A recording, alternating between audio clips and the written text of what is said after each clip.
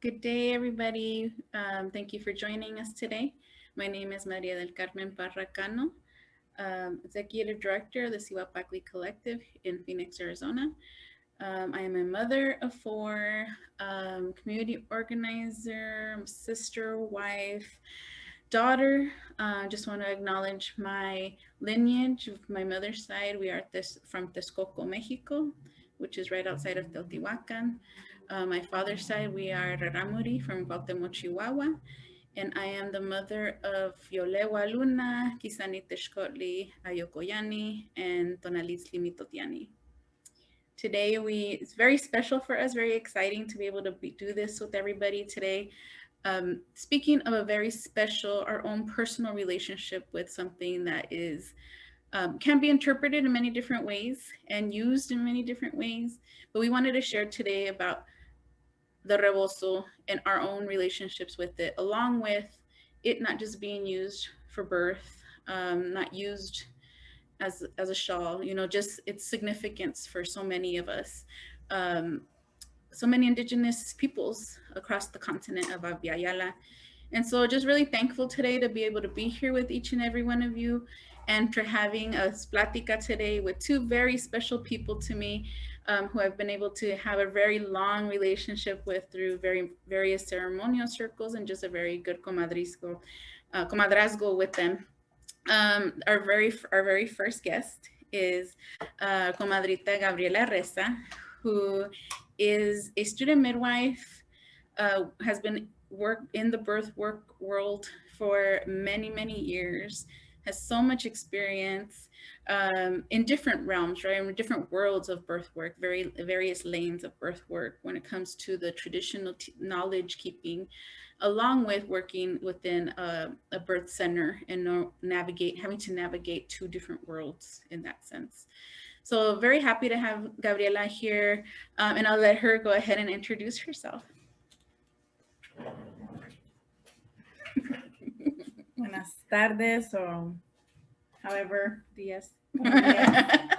whatever time zone you're in. I hope that you are all feeling at peace and feeling good to be here with us today. Like my sister here explained about my relationship with the rebozo, and that I've been working with families and helping them or supporting them through their prenatal care and parto and postpartum care. Um, I I started back in 2009, and so we've seen different methods and different ways of building our relationship with this rebozo that we appreciate and that we adore and we respect so much. And all of you that are watching this, I'm sure that you all have your own relationship with your own rebozos. I'm sure that you all have already taken the time to get to know maybe where it came from or who passed it on to you, or who, from which community it came from, because we all know that every rebozo has its own story. And so we're here today just to honor that, to honor our own lineage, honor our ancestors, and honor the work we are doing for families during their birthing process, prenatal and postpartum Mhm. process as well.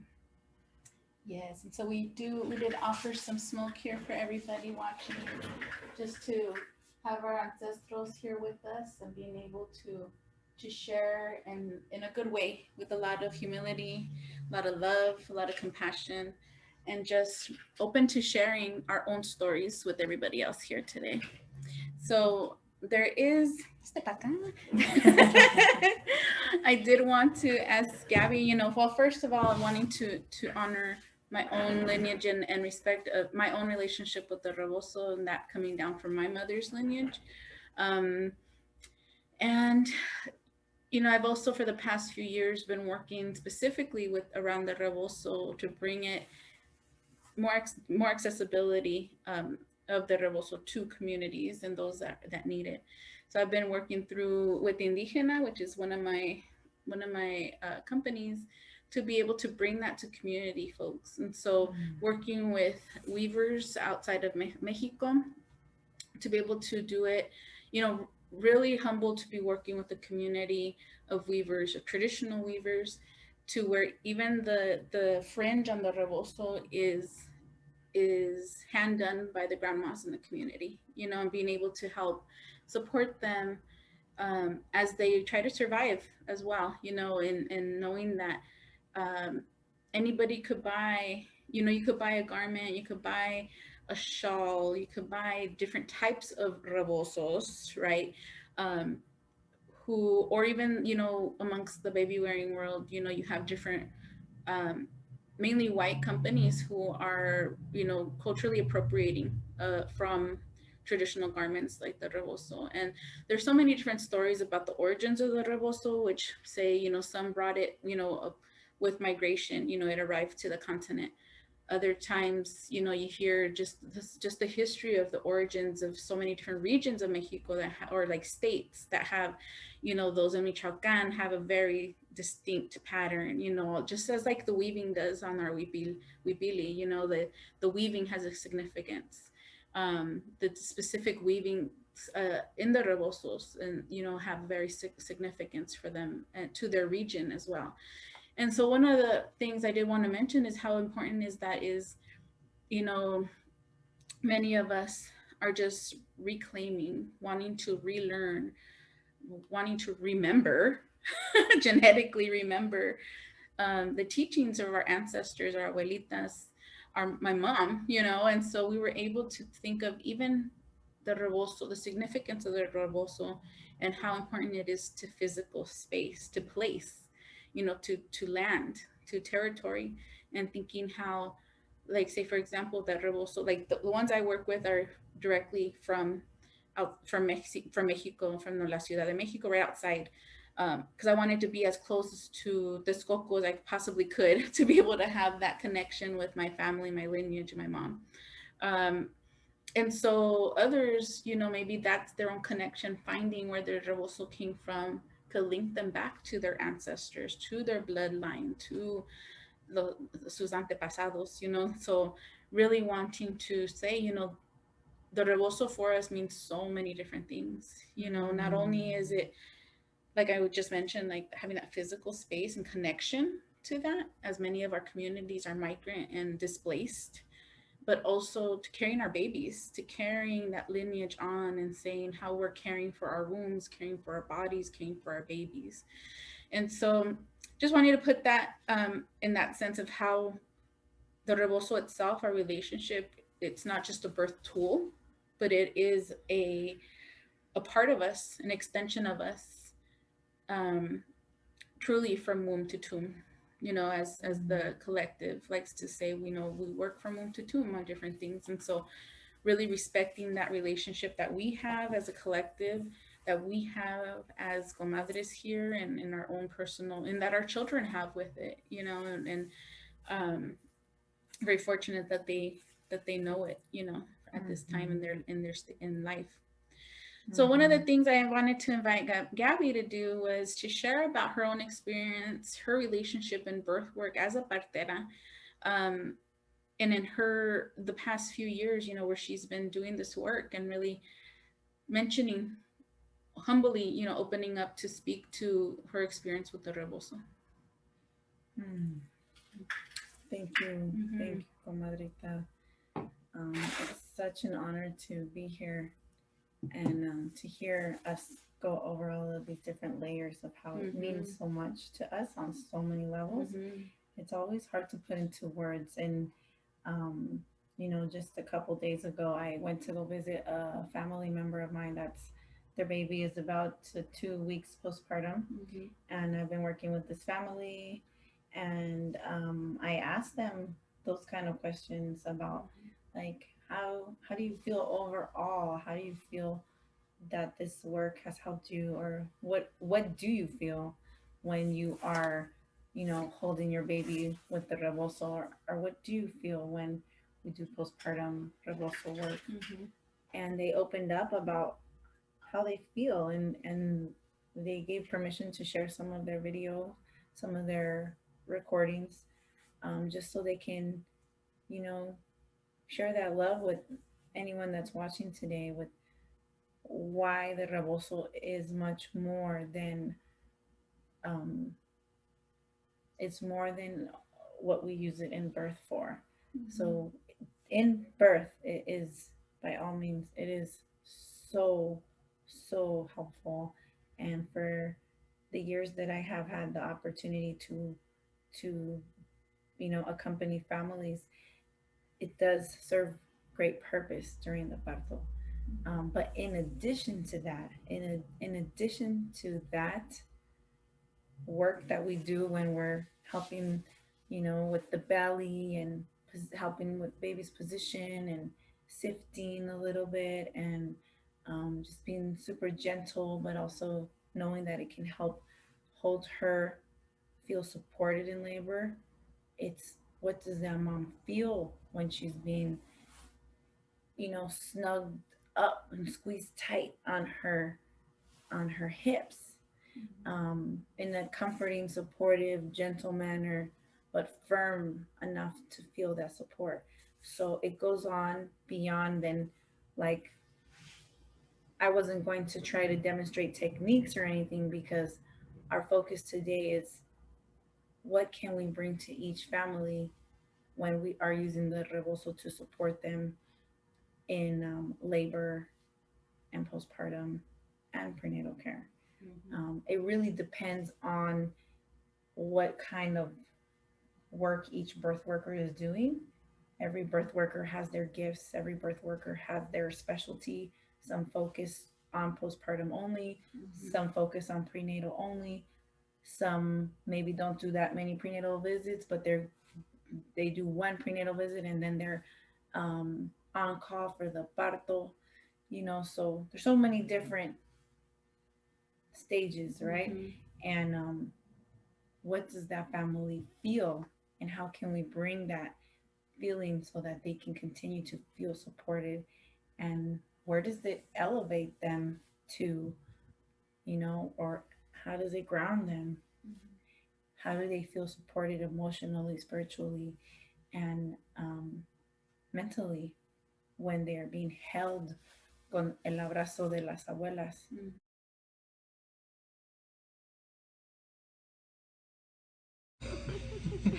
Is there anything, like any feedback that you'd like to give in regards to anything that you gained from the prenatal rebozo sessions or the postpartum, or whichever one you guys liked the most? How do you guys feel after receiving rebozo support during your pregnancy and postpartum? I feel like it was something good, aidful.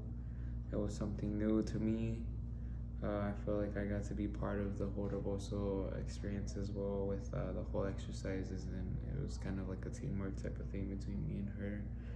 In regards of like the pregnancy, I noticed that it helped her a lot with certain exercises in regards of her contractions and all that. It made her easier to push.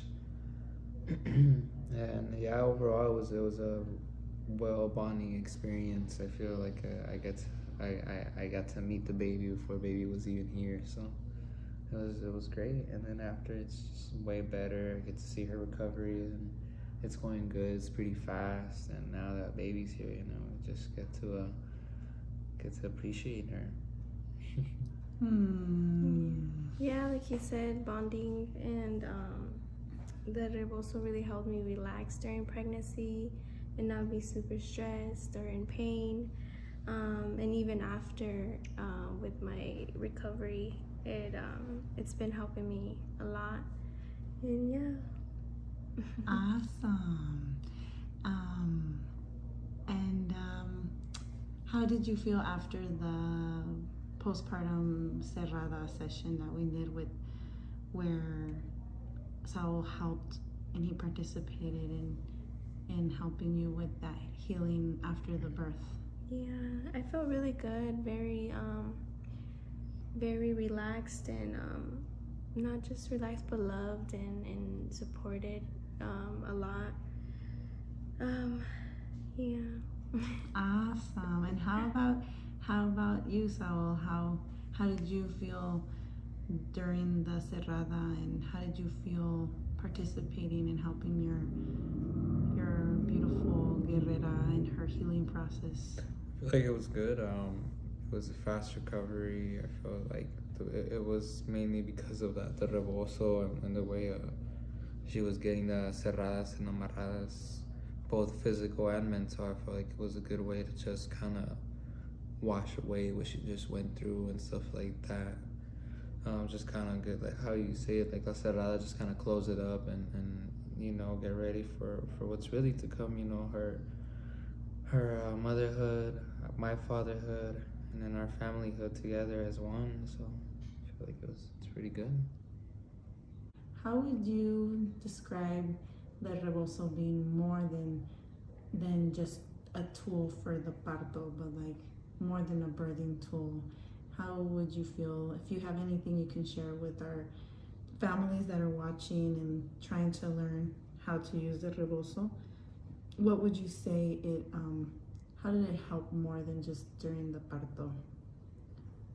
I think it helps me a lot with healing, like not just physical but mentally, and also it was very spiritually healing for me and in that aspect, and um, yeah. I feel like, yeah, it did help her, how she said, in a spiritual way, which in a sense made it more than a birth tool, where it would just be helpful in regards of her stretching or her fast recovery, but it was also good for her, how she said, her mental health, which sometimes moms need that to get it right in the right headspace for what's to come as a mom. So I feel like, yeah, that's mainly what helped her out. And did you feel like it helped you as a dad? Yeah, as well.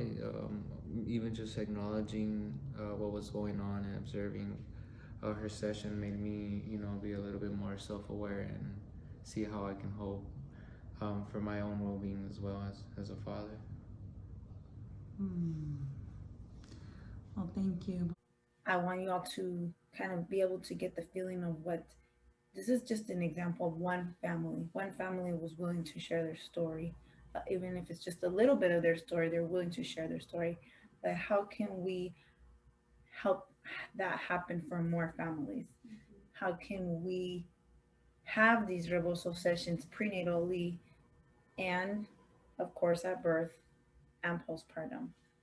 And that I feel that when I'm working with the rebozo in the prenatal visits and the parto and the postpartum work, I feel like, wow, they are at peace because they felt that abrazo de las abuelas. Mhm. And then, somewhere in that story, they're going to be able to pass that on to their baby, and their baby is going to be able to keep that alive.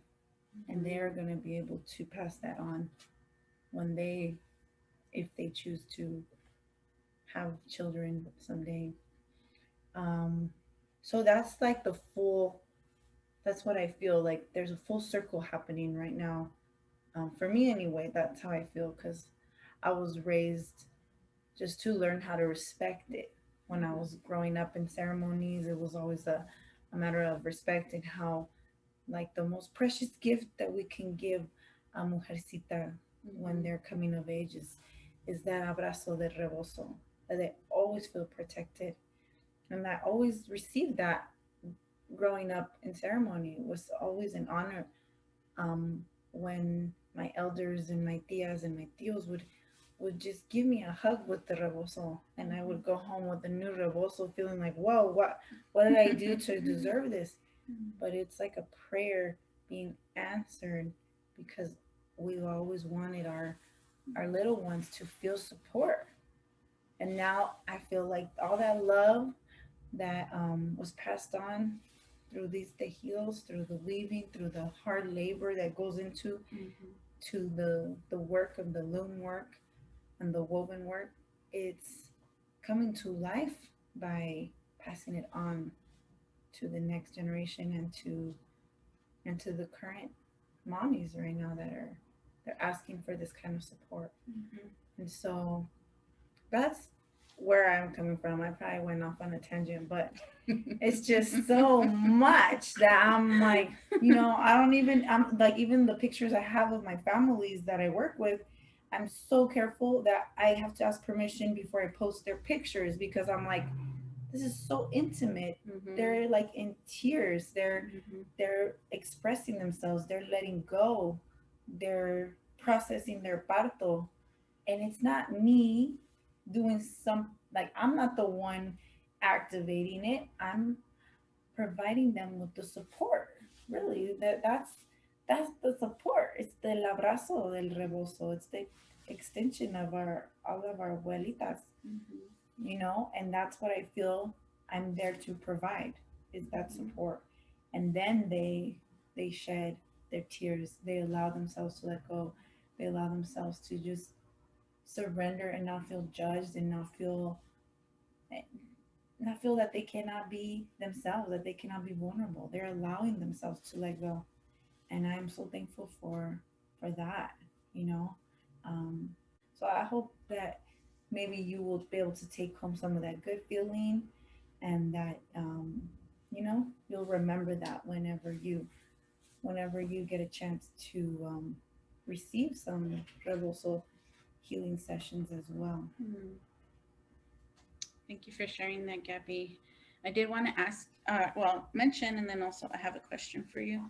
I know I did want to acknowledge, as well as all the other birth workers that are out there right now, helping, supporting, catching babies, along with the so many hands that have blessed us, whether it be catching us or training us or teaching us or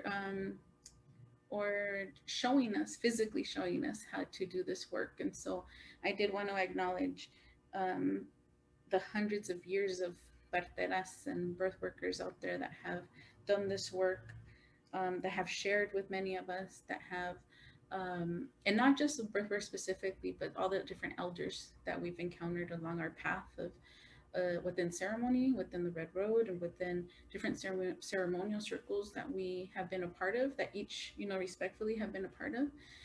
So I just want to acknowledge that as well.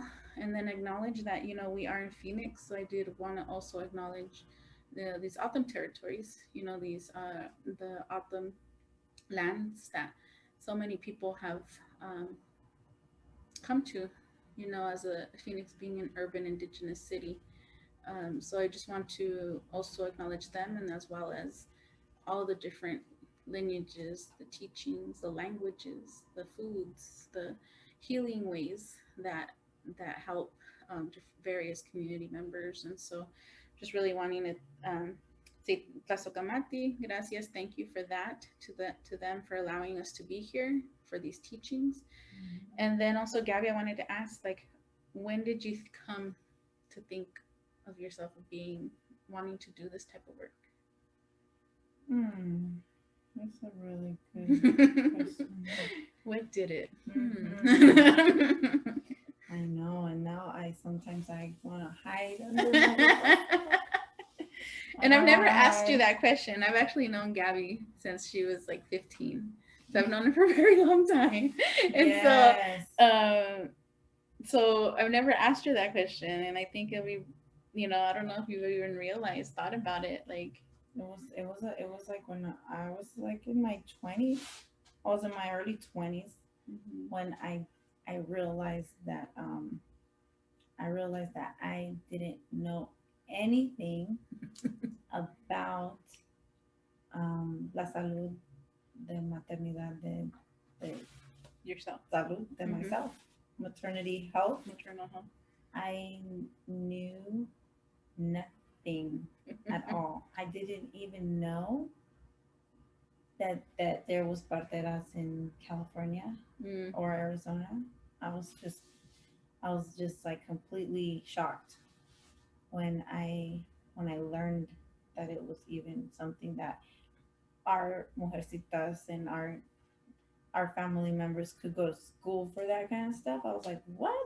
I didn't even know that was an option. Like now there's like schools for it, right? yeah, yeah. But it was actually like the abuelitas during the Peace and Dignity run in Mm, 2008 that they could not believe that none of us on the run knew anything about parteras. Like seriously, even though it's an honor to have been um, raised in ceremony, I never met a partera. I not that I personally had never met someone that said soy partera, quieres aprender. I didn't. I didn't know anyone personally. But then once I connected the dots and once the partera said, debes haber aprendido esto en la escuela. ¿Por qué no aprendiste de tu cuerpo? ¿Por qué no sabes mm, cómo cuidarte? ¿Por qué no sabes lo que es un parto? Like, mm, I didn't know anything about birthing outside of a hospital or even like much less being able to see that the parteros are working in the mountains in the rural mhm, communities mhm. in their pueblos. And so I was shocked. I could not believe that I was that what's the word, like oblivious. Like I didn't know anything. Yeah. I just felt kind of tonta. I was like, how can I not know anything about? I'm like, oh, was already facilitating círculos de mujercitas and supporting like chiquitas. I wanted like there to be empowerment circles for our young like comadritas and stuff. Mhm, mhm. But I had that chapter of like coming of age to maternal health and stuff like and childbirth. Mhm.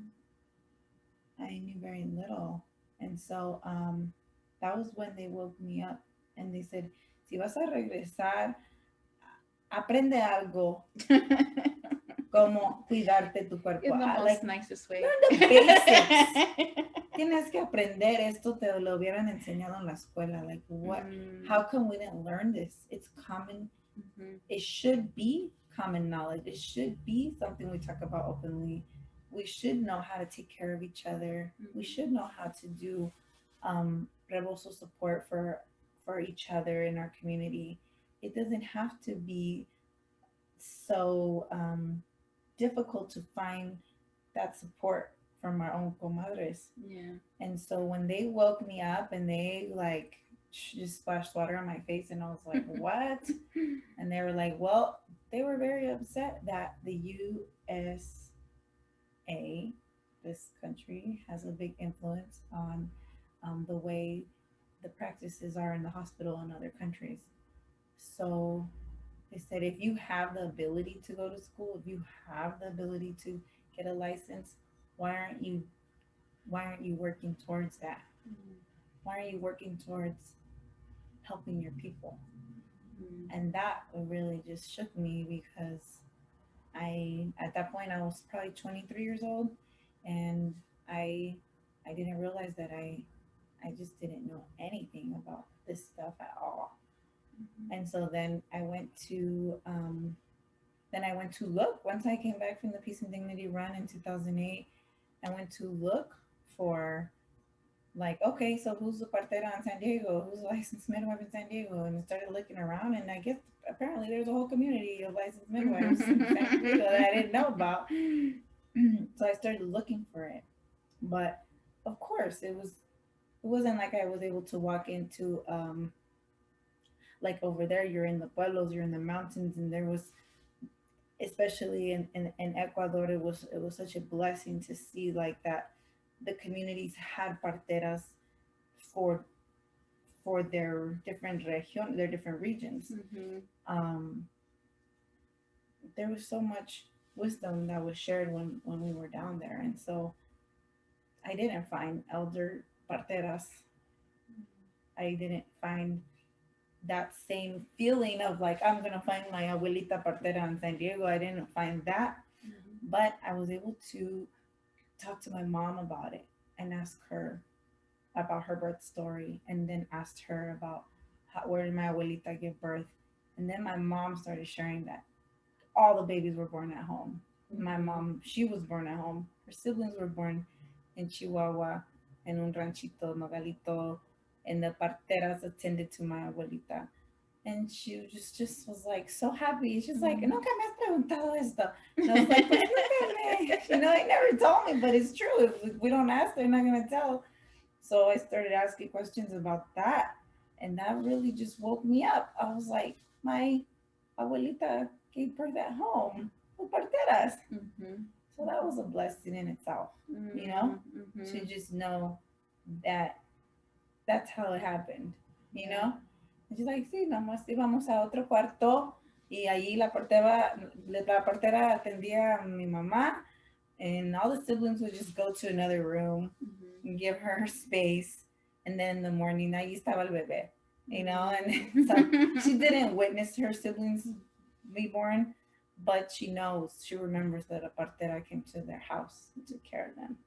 So everything, I started connecting the dots, like, I just didn't know anything back then. So now the difficult, like back to your question, that's when I knew that I needed to wake up. But now the hardest part about this work is that sometimes we want to hide under a rock because it is very, very serious work. It's very demanding. It is on call shift. It is definitely you pour your spirit out because you want to be of service to any family that comes to you. So then I find myself persuading people to go elsewhere. I'm like, I'm like, you know what? Go interview like 10 other people first, because I'm very, very aware of the responsibility that I'm taking on, and I'm always going to give 100%. And sometimes I feel like I'm recovering from a lot of my own things, of course, and so I'm very careful with how much load I could take on. And so when I take on a family, I I do 6 prenatal rebozo sessions, and then I attend the parto, um, and then I do at least 4 postpartum rebozo sessions. And so I only can commit right now to probably maybe 1 to 2 full, like full package a month, because I'm seeing the family every week for the last 6 weeks of their pregnancy. And it's really, I really wish that I could have more, I could share this with more people so that way we can help more families receive that prenatal rebozo support.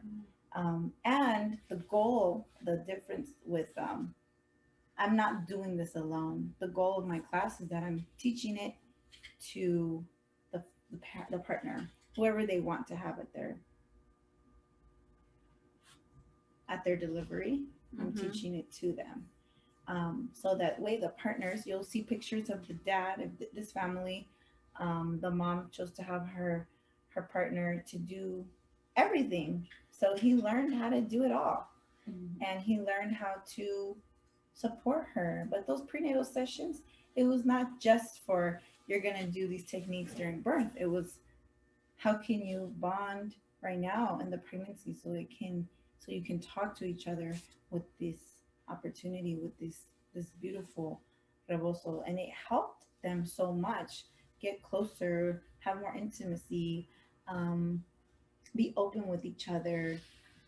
Whenever she needed this type of support, he was able to do that at home, because I only was going once a week for the last 6 weeks. And so if I only go once a week for the last 6 weeks, there's a, you know, 6 more days of the week. So he knew what to do whenever she was like, I really would love you to, squeeze my butt or whatever, whatever they need help with, squeezing, hugging, el abrazo del rebozo. She was like, knew what to ask him and he knew what to do. So it's like you're gifting it to them so they can know what to do when you're not there. Mm-hmm. And then they have that tool for the rest of their life. It's the gift of a lifetime. Mm-hmm. That's why I see it more than just a tool for birth. But I think a really important piece to mention is because we do have so many Indigenous folks with this birthing families, expecting families, birth workers. Um,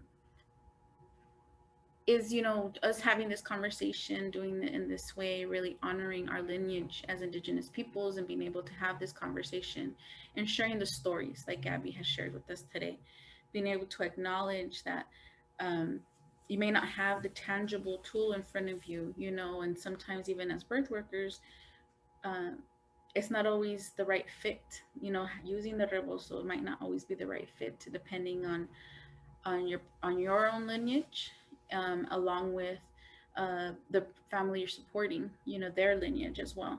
And so really wanting to honor that, even though we have stories and we love sharing this in this way, we really want to honor the intimacy of using the rebozo physically, of having very private spaces to be able to share techniques and things like that. So we really want to honor the traditional teachings that come with it. And so that is why we're just having a conversation here today, and mentioning different ways that the rebozo may be used during pregnancy, as uh, helping support the belly for round ligament pain, as well as for baby wearing. During birth, you have its use, which we honor and respect. And then postpartum, even more, as you now dive into the healing aspect of birth work and the healing work that needs to happen to the physical, emotional, and psychological body being,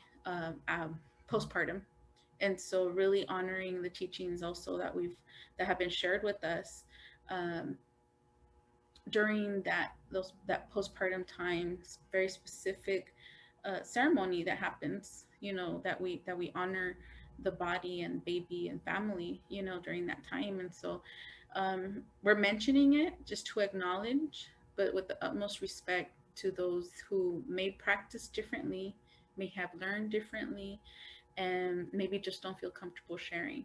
So every birth is different, every body is different, every birth worker has learned many different ways, and as Indigenous peoples, we just want to respect that. We want to respect the teachings we've received, in a variety of ways, in different circles, but also paying much respect to everybody's body, and respecting the rebozo as well as its own spirit, having its own life source in sense. Um, so yeah.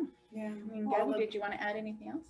yeah, and I mean, honoring the spirit of the rebozo, the prayers that the abuelitas put into each rebozo, Mm-hmm. and that the physical touch, like actually, like when we're physically guiding a partner so that they can support the birthing person, they are physically feeling the the little abrazo. Mm-hmm. And so if they're physically feeling this, but I'm just showing over the internet, I don't feel that I'm sharing it in the best way possible. I know that right now with the pandemic, everything, a lot of things have gone virtual.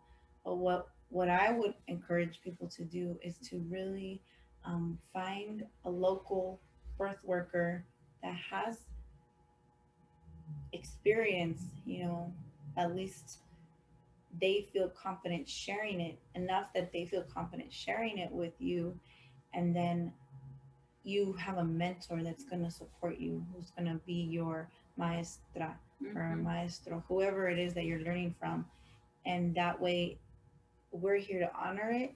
We're here to share all the beautiful stories. Like this family is willing to share their story, and encourage us to keep learning, because it's a lifetime of learning. I'm going to keep learning new ways that the rebozo helps, because we're it's endless, an endless amount of help that it does for us. So that's what I want to add, is that definitely find a local person that you can actually have guide you, so you can feel the physical support. Mm-hmm. Or else I feel like I wouldn't be doing my best job at sharing the way, um, that it's not too tight, but it's not too soft, but it's just Mm-hmm. comes with practice. Yeah. The more you practice with somebody, the more you'll be in tune with the person birthing. You'll be in tune with guiding the father, or Mm-hmm. the partner of the birthing person. So that's really what we want you to take home, is Mm-hmm. be in tune with yourself, be in tune with the birthing person, be in tune with the partner, and helping them keep their bubble, helping them stay strong as a unit. Because this is what keeps the That's what family ties it. together. Yeah. Yes, this is what I've Yes. learned. The more that I do this with the families that I've worked with out here, it helps keep the family together. It Mhm. helps them really bond. It helps them just be so intimate with each other. And that's really what I'm learning from it. And I want everyone to do their part and do their homework to learn and actually have someone guide them physically. Mm-hmm. And I did want to add, just, there are courses out there that people take, but I think you can tell we're talking about a different type of relationship with the Rebozo and in our work, and being able to support families. It's not just a 6 workshop class, it goes much deeper. It's more ceremonial, more intimate, and there's folks who do this training, those types of trainings. But I would, like Gabby said, do research, try to meet them, engage them, try to see where they learned. That would be my recommendation, is do the Yeah. research and try to meet people, to form these relationships, because we are doing this with the utmost respect of our ancestors, so keeping that, not at all trying to exploit, whether it be the ceremony or the families, but just doing this in a truly good way to be able to help heal the community. Mm. So I think, what do you think? Are you done? Yeah. If I ever get to have an opportunity to have someone, like a Mm-hmm. one on one, that's just the easiest for me. I have Yeah. so much. I honor the people that are able to have big groups. Um, I myself struggle, um, learning in big groups, and so I like to know that I can pass it on to like one person at a time. But that's just because my method of learning, I have like a hard time learning in big groups. Mm-hmm. So my attention span, I like to focus and just be with one. I work with one family at a time, and it's just more intimate. That's just what I've gotten out of it. So I wish everybody the best. Thank you for having me here today. And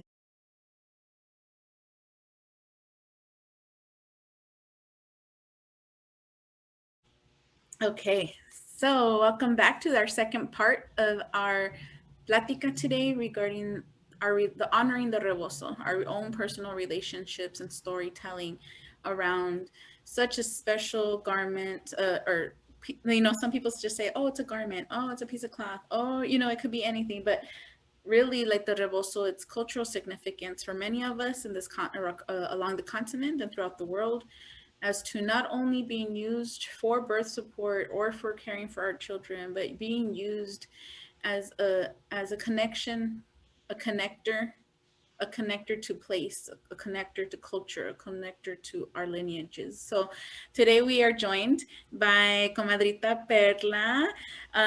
And so I just wanted to welcome her today to this discussion and having this plática here with us. And also really thankful for your family and your babies for allowing you to share space with us today.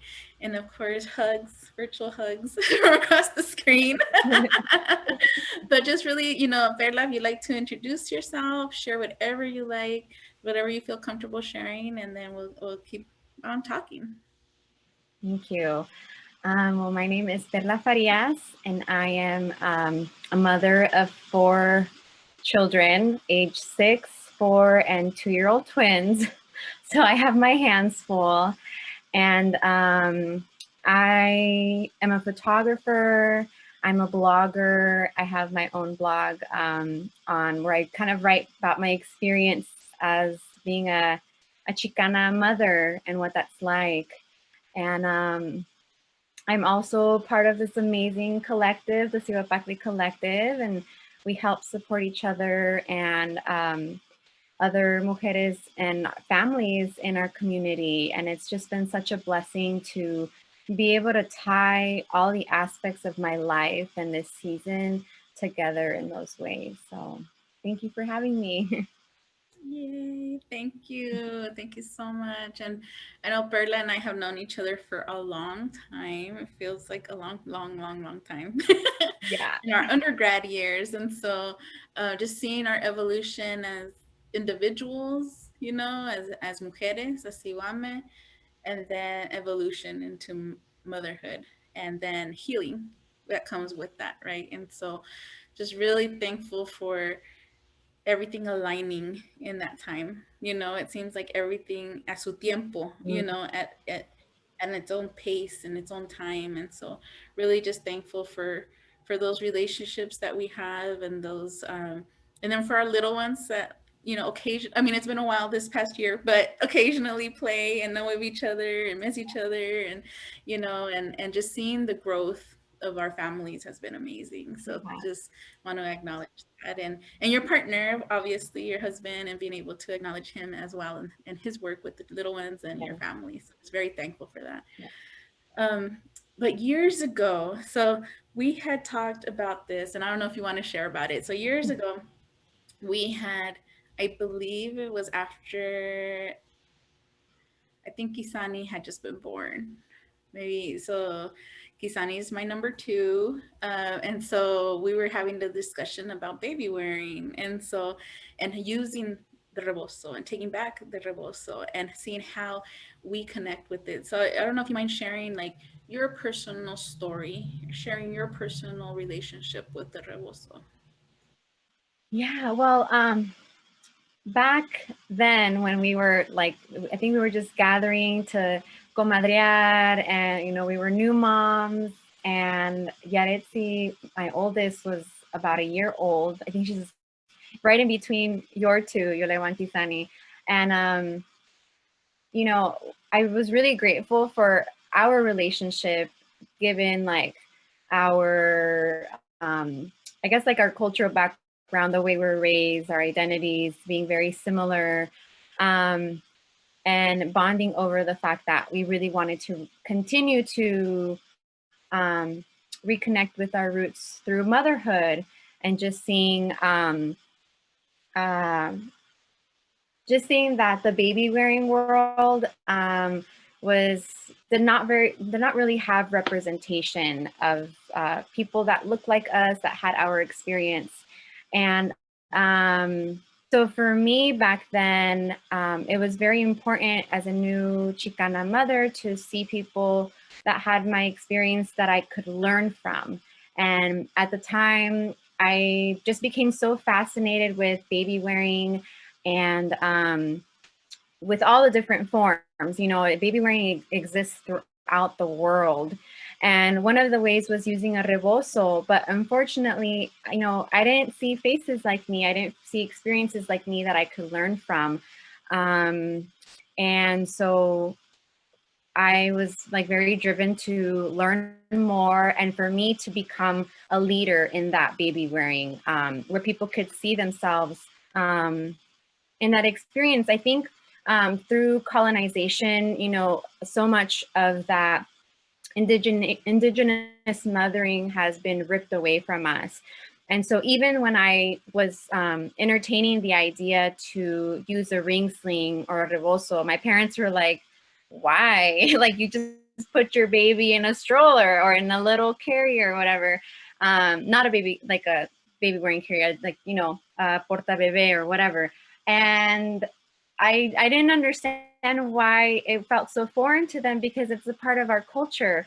But I guess it was a little bit removed from my lineage, maybe like 2 generations removed. And but funny enough, my parents, I want to say right before I had my oldest, my dad came back from Michoacan with it was like a ring sling rebozo made de manta, just very simple. And it just felt so special to be able to have a part of my culture in my motherhood experience, aside from just me existing, like using things that are a part of my heritage. And so, yeah, that's kind of been, it was the beginning of my Rebozo experience and conocimiento.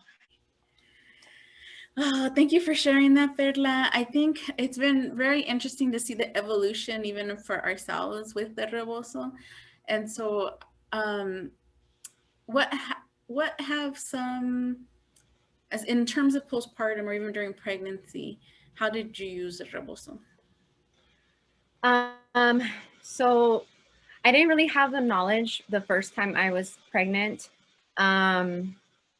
And so I don't feel like I had as much access or knowledge using it while I was pregnant, or I think some information was shared, but it just wasn't like, I couldn't grasp that. I wasn't really in it, But once I had my second born, I used the rebozo all the time with him while I was pregnant with him, because my body changed a lot faster the second pregnancy, like with most people.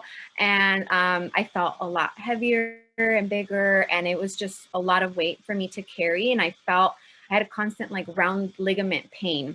And I remember my midwife and you suggested, using the rebozo to lift up my belly and support me. And so I did. And that has been one of the ways that the rebozo has supported me physically, but also emotionally, because to take off that weight physically feels like such an emotional relief. Like, you're not as stressed or hurting. You're able to do your mom things, because I had my oldest still and other tasks without feeling like I was incapable, And then when the day of his birth, I used it to hold on to and like squat and help ease the surges and all of that. And then when he was born, I used it to wrap him up and have him close to me. And so the rebozo has been there with me through so much. And even with my twin pregnancies too, especially with that one, I really relied on my rebozo. And then now I've even used it. I don't baby wear my children as much because they're older and they want to run around, but I've even used it to like make like a hammock under the table, and they just swing around. So it's just like our go-to comfort and support. Anything we need, the rebozo is there. Yes, I think even now, like for my kiddos too, like um Tonalitzli, who's 3, I don't think I was able to wear her as much just because we were running a food truck and things like that, you know. But she'll always tell me, she'll grab the rebozo and say, Mama, I want beboso. She calls it beboso. I want the beboso. And so then I'll put her on, and she's still petite, so she's still okay. But the other ones too, you know, when Yolewa was little, she would, if I didn't have one with me, she just wanted to feel me. And so she would actually get behind my back so that I could just lean up against her if I didn't physically have one with me, you know. And years before that, I think when we first initially were talking about the Rebozos and we were interested in going to Guatemala, I don't know if you remember. Yeah, I remember that. I'm like, why didn't we go? We wanted to go, and we're like, we're crazy. We have newborns, you know, like we have little ones. But I was talking to Rosalia, one of the women who was organizing with indigenous women from Guatemala, and she was saying, you know, because I asked her, what did you do at the UN? Because she was doing a lot of work at the United Nations, and how would you do it? And she said, I just used a bed sheet from the hotel and would wrap her kids up. And the women there, the women around there would help her, you know, would help her, showing her how to wrap the baby with just using a bed sheet, you know. So I don't think I think the rebozo itself has its significance, but it's also like people using whatever they have or whatever textiles are local to them or traditional to them. But yeah, definitely seeing how you mentioned throughout the world, this is how people would do what they had to do on a daily basis, you know. And but then also just our own personal relationship with it, even if it's a bed sheet, you know, like still having a significance in our daily life and how we could, and how that's evolved over time. And so also just, I touched on this briefly with Gabby, is just, you know, you also have the aspect of cultural appropriation and things being you know, by mainstream society, you know, when it comes to baby wearing. But, you know, I know for us, it wasn't something we took lightly at the time, you know, very serious of having these relationships with our children and with the rebozo, you know. So I think other people have through because it's been years, I think now, like maybe 6 years, 6 years, yeah. 6 years, yeah, since that initial conversation happened. And, you know, a lot of people are just discovering the rebozo or reclaiming the rebozo or wanting to learn more about the rebozo. And so what recommendation would you give for those folks who are just curious, or maybe from different backgrounds, different nations, who might have some type of tool, you know, ceremonial tool even, to support them during that time? I would say if you have any connections to any elders, ask them, you know, what knowledge they have.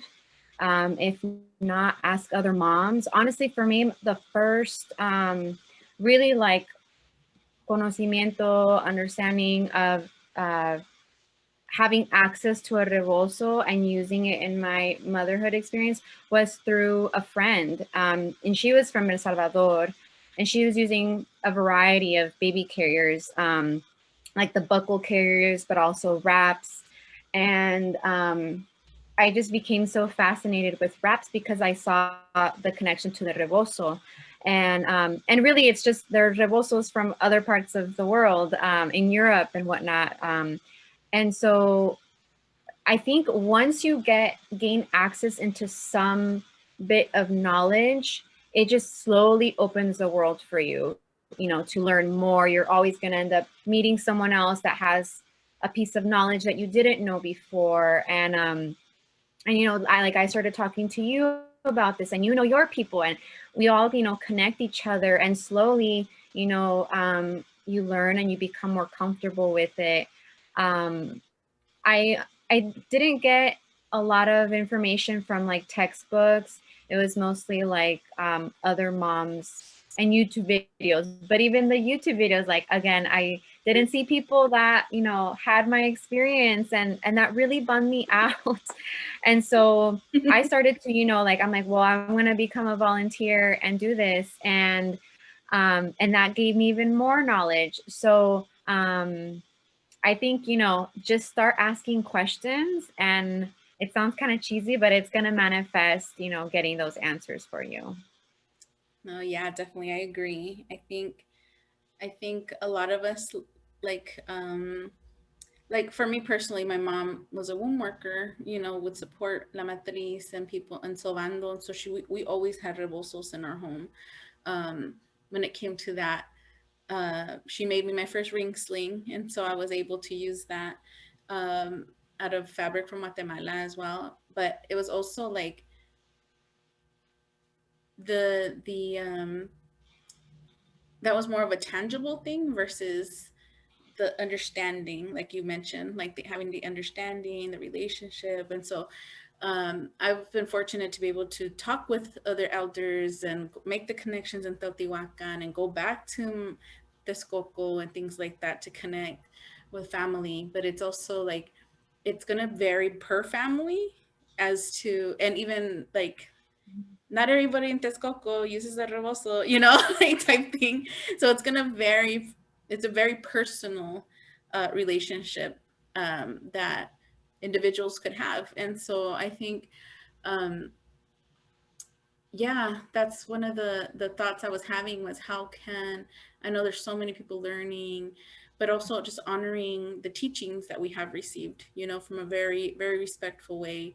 Um, but baby wearing in itself being like um nobody could own it, you know, like it's a natural tool that people have had for hundreds of years. um but I know there's a lot of regulations and things around it, about the safety of it, you know. So I don't know how you feel about that aspect of the safety question when it comes to baby wearing.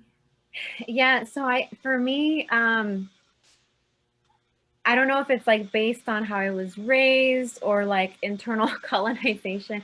I can be very like following the rule book type of person. So if someone tells me you're not supposed to use it this way, I'm like, okay, you're not supposed to use it this way, and be very rigid in that.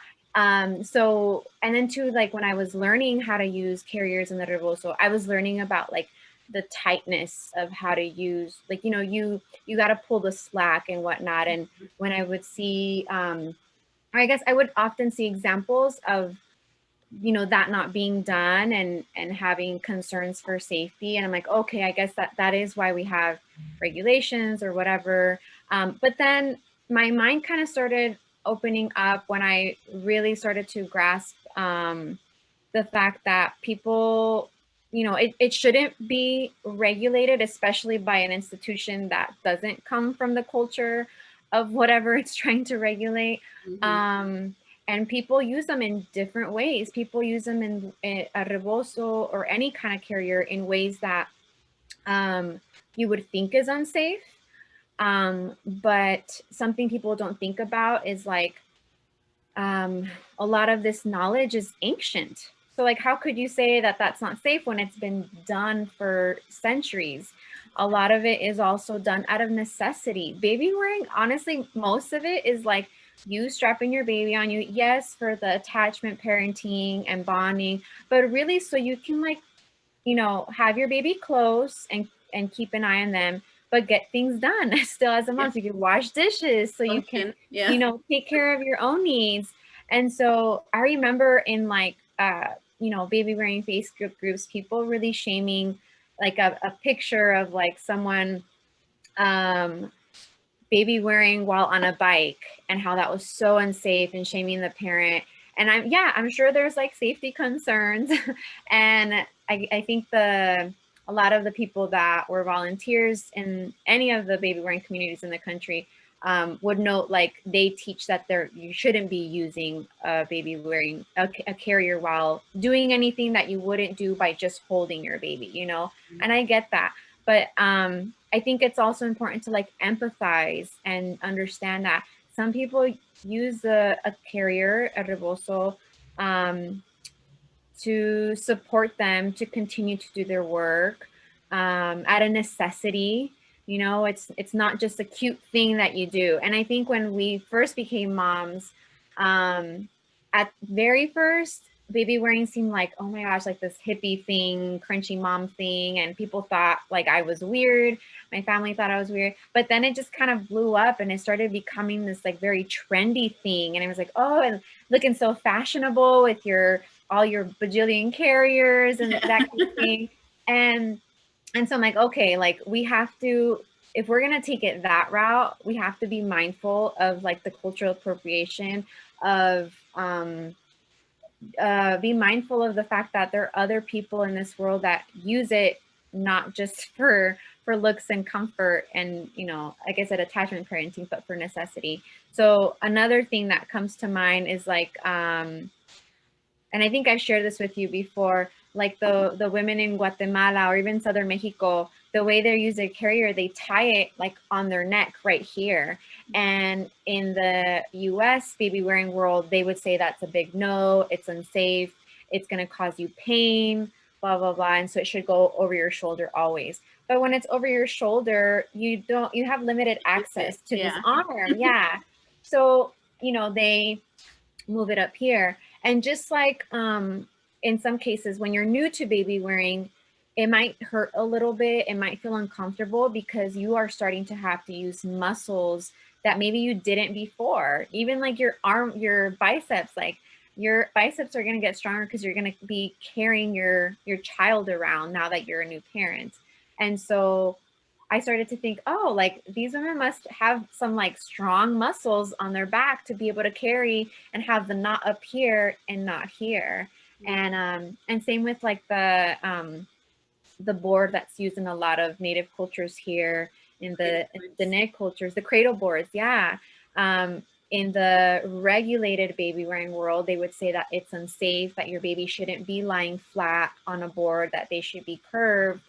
But I don't think they took the time to learn the history of that. And maybe it's not, you know, there's context that a lot of times is missing, and certain people and cultures end up getting shamed for using something that they've used for so many years. And that's when like the just learning the history of them is so, so important, and expanding what is considered to be regulated and not. Right. No, I hear you. I think that the traditional baby wearing is definitely not fitting within the mainstream, I think. And part of that is it doesn't have to. You know, it doesn't have to fit. It's not intended to. And it shouldn't be regulated. You know, that's my thoughts. It shouldn't be regulated, and we need to honor the teachings that have come down through the lineages, with the elders, and they knew what they were sharing and what they were doing. You know. Yeah.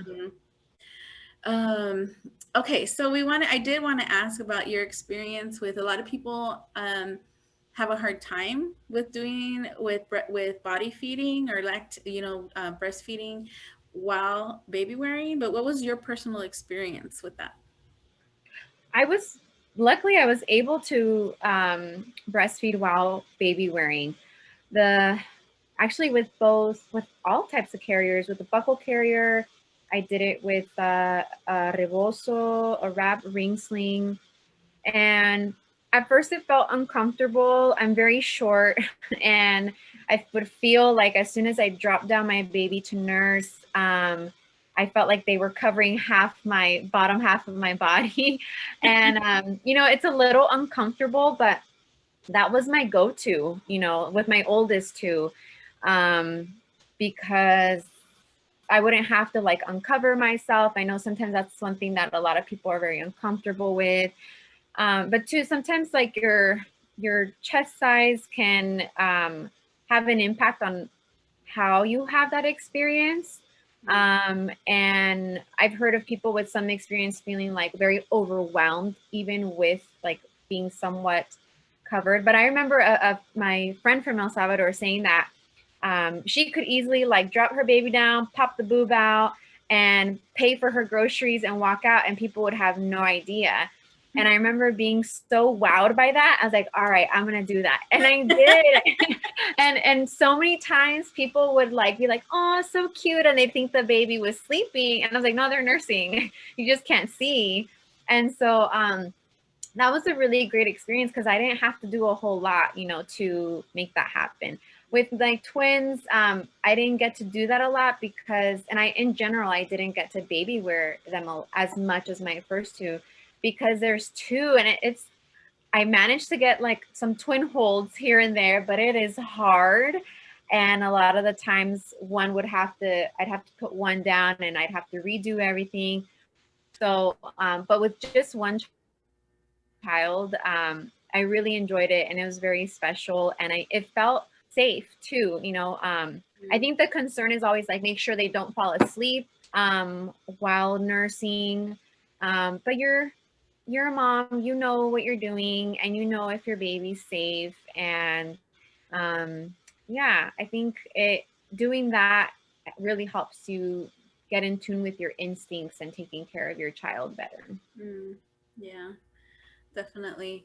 I know you have some videos through Chicana Mama that you've posted, and so I did want to see if you wanted to touch on any of them. I know there was maybe 2 or 3 that you've done, and that we'll be sharing with everybody as well in the links. But yeah, did you want to talk about those at all? Yeah, I'm trying to think of the ones I have. No, Yeah, I've actually recorded more than I've posted because, and I just haven't been able to like edit all of them. But I have one where I'm doing like a front wrap cross carry with my second born. And in that video, I use a rebozo. And what I love about it is it's just like the most simple way to carry with a long wrap. And it feels so secure. It was like my go-to, to carry in the front. I also have one where I actually do like the rebozo on my side here. And this I actually recorded with one of my twins, and I don't have that one out, but I'm gonna have to show you for this video, even if it's just a snippet.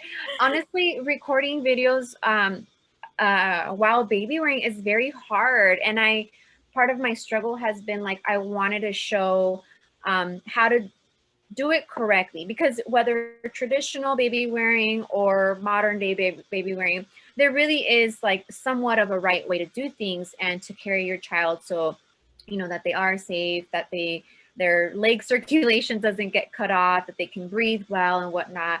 Right. But there were times when I was recording that my children were just like incredibly wiggly or crying a lot, or like I'm bouncing them up and it just does not look safe. Yeah. And so so that's been my experience with as far as recording and sharing baby wearing videos. But it's really been an honor to be able to share my experience and to teach, even if it's like through the 3 videos that I've shared, or being able to do it out in person pre-pandemic.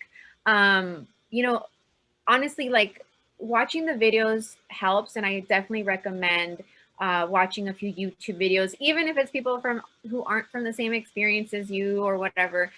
You're gonna learn something, and you get to reclaim that just by doing it yourself. And then if there's still something that you're not getting, then look for someone that can support you in person, and you can troubleshoot together. Because there were times when I'd watch a video and I'm just like, I just don't get how they're getting that pass over here. Like, what are they doing? And it wasn't until I met with someone in person that they would explain it, or they do it incredibly slow, or sometimes, the camera angle just doesn't quite get it. Mm-hmm. And so then it would click once they'd show me. And it was just so helpful, and it felt so empowering to be able to learn and get it. And now to be able to pass that knowledge on and to teach is also very empowering for me. And lately I've actually been feeling a little sad. Like I have all these carriers now. I'm one of those people. And, and I always tell myself, I'm going to get all these carriers for learning purposes and teaching purposes. It's going to pay off.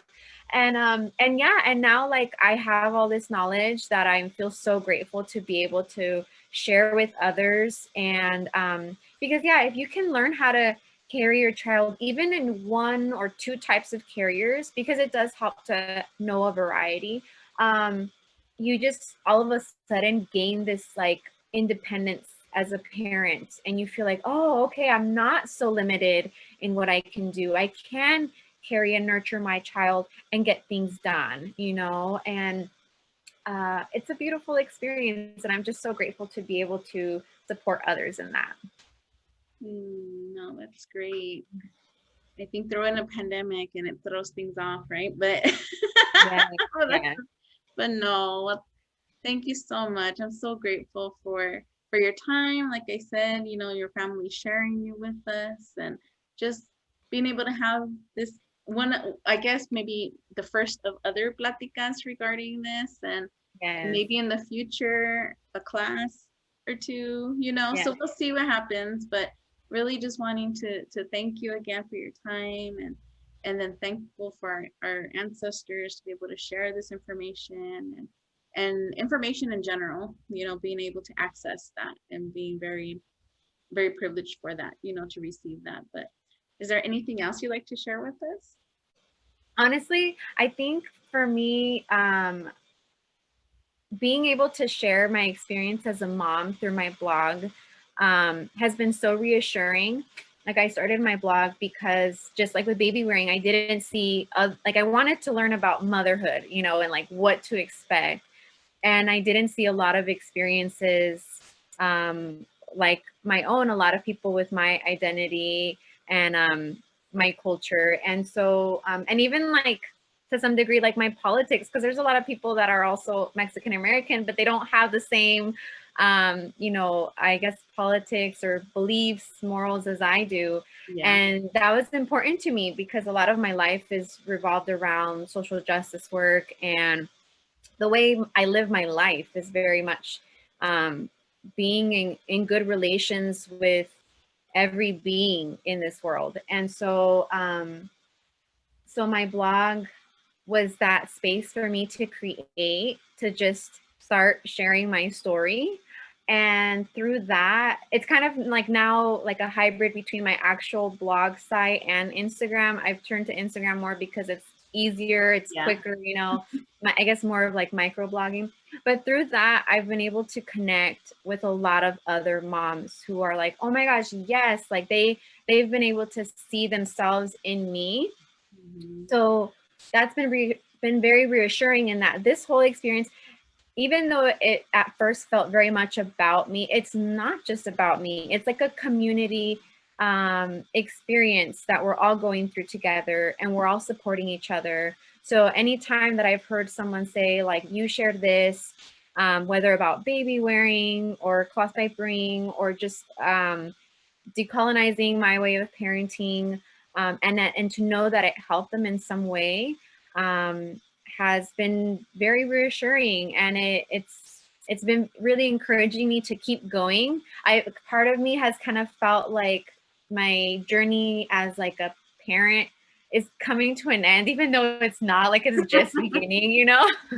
Like I keep hearing I just heard one of my cuñadas' dad told me, little what is it, little children, little problems, bigger children, bigger problems. And I'm like, oh, so that's another parenting season I'm gonna be in. And honestly, I turn to those parents a lot in our community, and I ask for support, and like, okay, my child is reacting in this way now. This is new. This isn't newborn life. What do I do?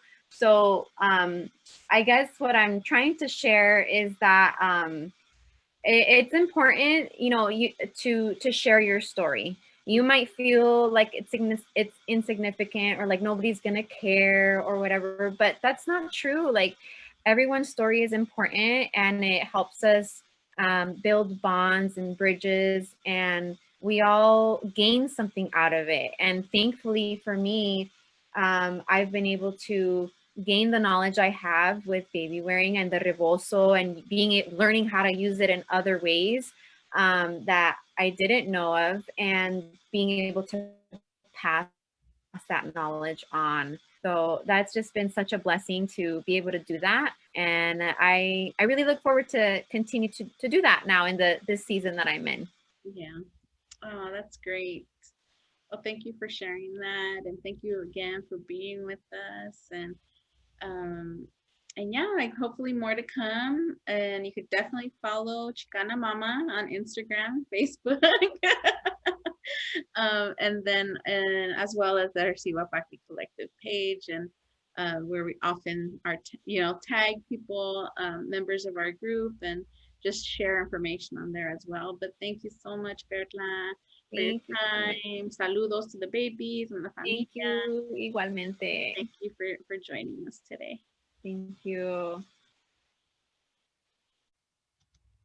Thank you again for being with us today as we discuss the Rebozo, honoring it, honoring our relationships, honoring our lineages, and honoring our ancestors. So I'm really grateful for everybody that was able to join us today. Many thanks to Gabriela Reza and Perla Farias for their input, for their sharing, their story. And, just hoping that you could join us for other workshops during this wellness workshop series, and just really honoring each of you on your own path to healing. Thank you.